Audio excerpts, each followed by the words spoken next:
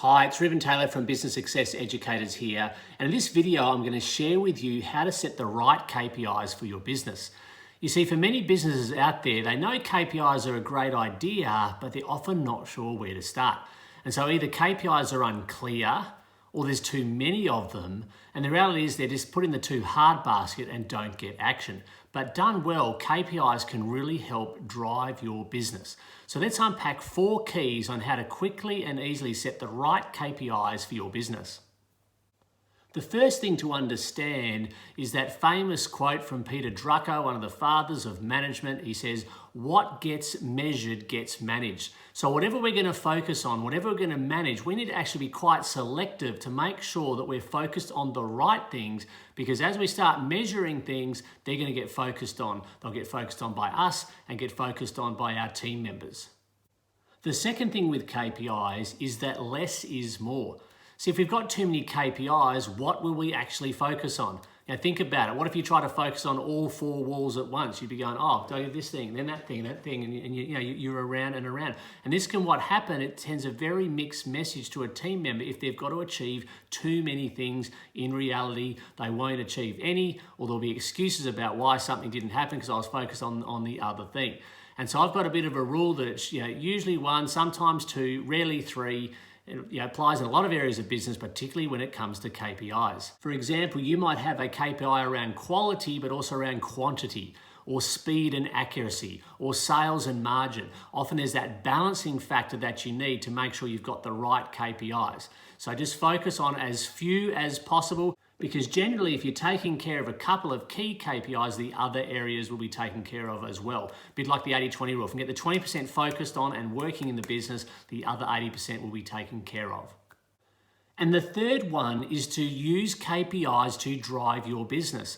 See, most businesses, it starts with marketing, then it goes to sales, then you've got delivery or operations, then you've got the finance function that makes sure the money's collected. And if you do all that really, really well, then you'll get repeat business. And so we want to work out, well, what are the key numbers to drive? What are the key performance things that will drive those parts of our business? So for example, with marketing, well, that's all about leads. So the KPI has to be around leads. It could be the number of leads, it could be the size of a following, it could be the growth in the database, and also it's important to weigh up the cost per lead. So we've actually got that balancing factor, so it's not just leads at all cost.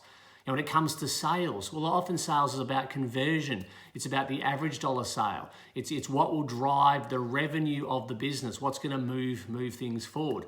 Operations, it's usually about throughput, quality, that we're not making mistakes, things like that.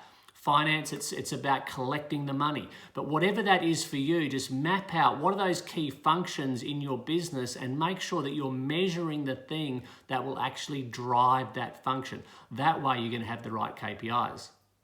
And the final point is, how do we actually set the KPIs? How do we actually break it down to the things that we need to do? Well, there's a few key steps. The first one, we need a clear position description. So if someone doesn't know what their role is or responsibilities, very hard to set a KPI against it. So once we've got a clear job description or role description, what we want to do is to group that into key functions. Most roles can be grouped into 2, 3, 4 key functions or areas that they're overall responsible for. And these should link back to what I mentioned earlier about driving the business. Once you've got those areas defined, the next step is to ask the question, what does great look like? So if I was doing this with a client recently about a project coordination role, part of that role was estimating. I said, what does great estimating look like in the business? Well, they said, well, our quotes are going out on time, they're going out with good margin, and that we're winning the business. So that alone starts to shape up, well, what KPIs can we set around those 3 key areas? And this is how we can start to set them for the individual role. Once we've identified what great looks like, or that key result or outcome that we're after, what we just need to do next is how can we measure it? And depending on your business, you might be able to get this information easily, but we want to make sure it's a number that we can easily manage, easily measure. That way we can turn it into a KPI for our business. So remember, what gets measured gets managed. So choose your KPIs wisely. That less is more. So focus on the critical few, not the trivial many. Don't overcomplicate things when you're setting your KPIs. The third one is make sure you're using KPIs to drive your business. Make sure that it's actually going to drive the right areas in your business forward, and then just use the simple steps that I shared earlier in this video to actually map out the KPIs for an individual. So thanks for taking the time to watch this video. As you implement these, you'll find you'll start hitting the numbers in your business, things will be less stressful, and you'll be creating the business that you always wanted. Thanks for taking the time to watch this video, and I'll catch you in another video soon. Bye for now.